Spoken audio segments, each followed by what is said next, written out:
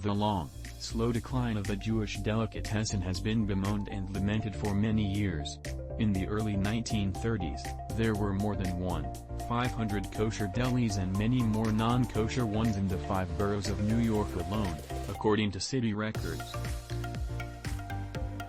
In recent years, the estimate fell to 150 in all of North America. That's why it is a cause for celebration that Langer's delicatessen, the venerable pastrami emporium on 7th and Alvarado near MacArthur Park, marked another milestone birthday this weekend.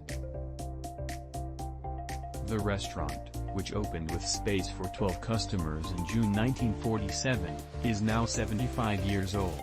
Langer's is, of course, a Los Angeles institution. In 1991, Jonathan Goldie wrote in the Times, "The fact is inescapable, Langer's probably serves the best pastrami sandwich in America." In 2002, Nora Ephron went farther, declaring unequivocally in The New Yorker that Langer's made the finest hot pastrami sandwich in the world. She described it as soft but crispy, tender but chewy, peppery but sour, smoky but tangy.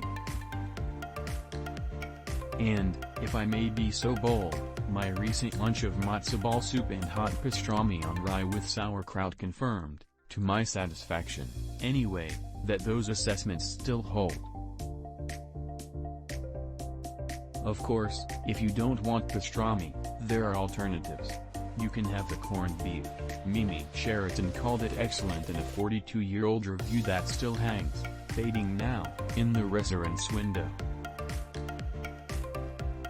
Or blintzes, kasha varnishkes, latkes, a bowl of borscht or a knish with gravy. For dessert, noodle kugel. I guess you could also order the hamburger or even, don't tell the ancestors, please, a ham and cheese sandwich.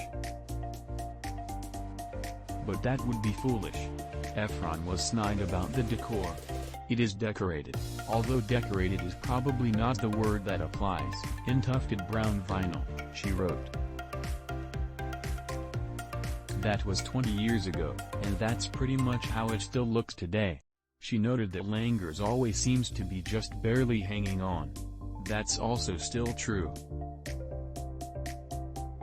The sufferings of Jewish delis over the years have been legion, the challenge is monumental. There's the passing of the shtetl generation and its children,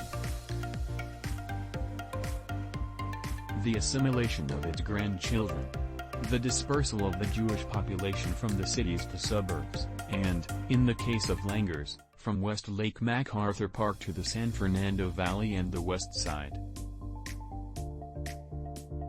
Rising rents, the climbing costs of ingredients, the tut-tutting of cardiologists everywhere, what with all the fat, carbohydrates and salt.